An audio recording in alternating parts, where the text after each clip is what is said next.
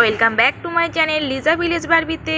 তো চলো দেখা যাক আজকের গল্পে কি হয়। এখানে রাধা তো রান্নাঘরে বসে বসে রান্না করছে, আর প্রিয়া তো এখানে বসে বসে তার ছোট্ট পুতুলকে নিয়ে খেলা করছে। ইলে আমার ছোট্ট ছোনা রে, আমার বেবিটা, আমার গোবলুটা খুব কান্না পাচ্ছে না, তোর শুধু কান্না পায় তো সবসময় শুধু খেলতে হবে তোর সঙ্গে, সবসময় তোর সাথে খেলা করলে কি আমার হবে বল, আমারও তো অনেক কাজ থাকে। আর ঠিক তখনই তো প্রিয়াদের বাড়ি চিঙ্কি আর রিঙ্কি আসে। চল চল আজকে প্রিয়ার সাথে আমরা অনেক খেলা করব। এই প্রিয়া প্রিয়া তুই এখানে বসে রয়েছিস, কি হয়েছে তোর পুতুল এত কান্নাকাটি করছে কেন? আরে আরে দেখ না, আমার পুতুলটা খুব কান্না করছে, ওর সঙ্গে সবসময় খেলা করতে হবে। আমি একটু ওর সাথে খেলা করছিলাম না, আর ব্যাসুনি কাঁদতে শুরু করে দিয়েছে। আরে না না, ওই জন্য নয়, আমার তো অন্য কিছু মনে হচ্ছে। কি মনে হচ্ছে রে তোর চিঙ্কি? তুই কি তোর পুতুলের জন্য কোনো ঘর বানিয়ে দিয়েছিস? না, আমি তো আমার পুতুলের জন্য কোনো ঘরই বানিয়ে দিইনি, ও তো আমার সাথেই আমার ঘরেতেই থাকে।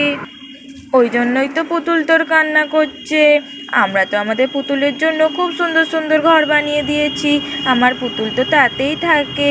তুইওরও মনে হয় পুতুলের একটা নতুন ঘর চাই, তাই তোর পুতুল কান্না করছে। ও মা, তাই নাকি? এই জন্য আমার সোনা কান্না করছে। দাঁড়াও, আমি তোমার জন্য নতুন ঘর বানিয়ে দিচ্ছি। কিন্তু আমি ওকে কি দিয়ে নতুন ঘর বানিয়ে দেবো? ঘর বানাতে তো অনেক ইট বালি লাগবে, আমি ওসব ইট বালি কোথায় পাবো? আরে আরে, কে বললো ঘর করতে শুধু ইট বালিই লাগে? আমি তো আমার পুতুলকে ক্লে দিয়ে ঘর বানিয়ে দিয়েছি, আর খুবই সুন্দর ঘর হয়েছে। আমার পুতুল তো এখন তারই মধ্যে থাকে। কি বলিস, ক্লে দিয়ে ঘর? আমিও বানাবো, আমাকে তোর একটু বানিয়ে দিবি ক্লে দিয়ে ঘর? হ্যাঁ হ্যাঁ, বানিয়ে দেবো, কিন্তু তোর কি ক্লে আছে? না, আমার তো কোনো ক্লে নেই। আমি আমার মাকে বলছি, আমার মা আমাকে ক্লে কিনে দেবে।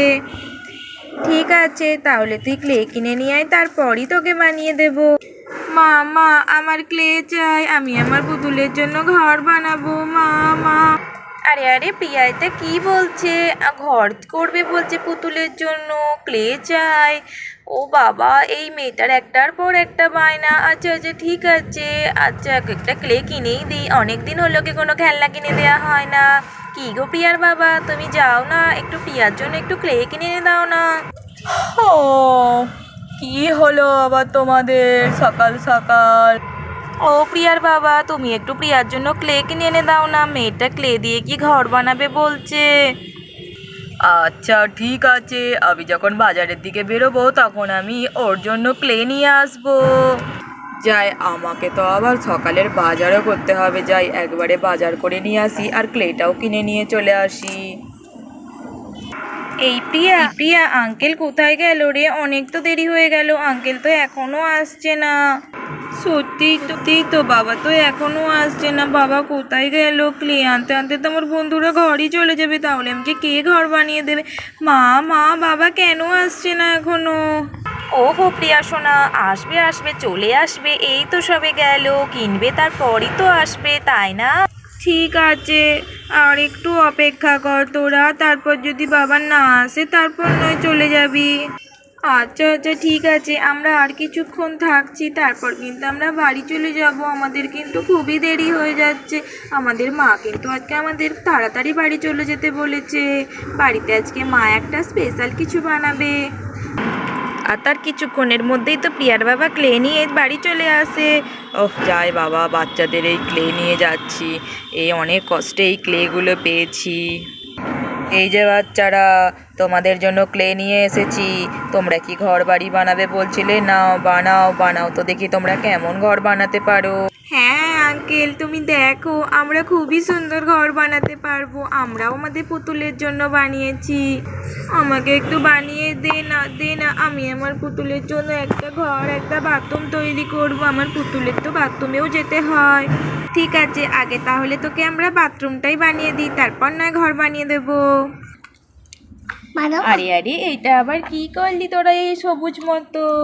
এই রে দেখ, এইটা দিয়ে তো এই বাথরুম বানাচ্ছি, বাথরুমের পিছনে একটা দেওয়াল বানাবো। আগে আমরা এটাকে চার চৌকো করে একটু শেপ দিয়ে দিই।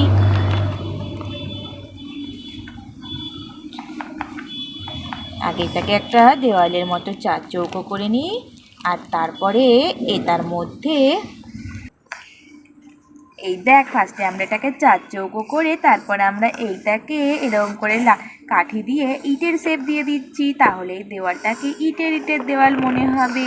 আমি আমার পুতুলের ঘরটা তো এইভাবেই বানিয়েছি। আমার পুতুলের ঘরটা তো আমার পুতুলের খুবই পছন্দ হয়েছে, তোর পুতুলেরও দেখবি খুবই পছন্দ হবে।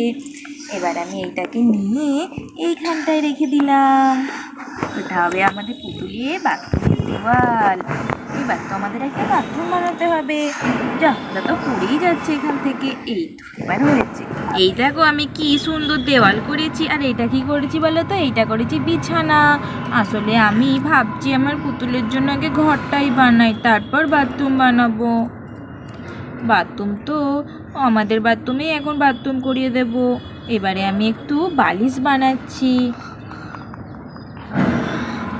দেখো তোমরা আমি আমার পুতুল সোনার জন্য কেমন বালিশ বানাচ্ছি।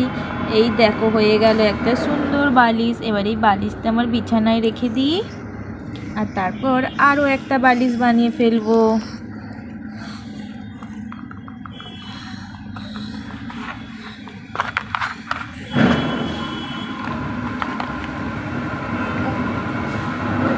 তারপর এই বালিশটাকেও এখানে রেখে দেব।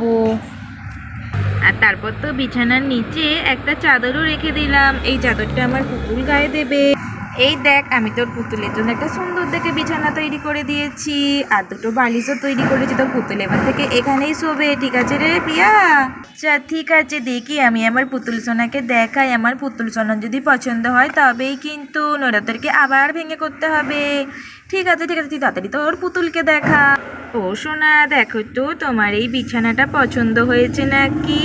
আমার বন্ধুরা তোমার জন্য এই বিছানাটা বানিয়ে দিয়েছে, খুবই সুন্দর হয়েছে, তোমার মতোই পিঙ্ক পিঙ্ক রঙের।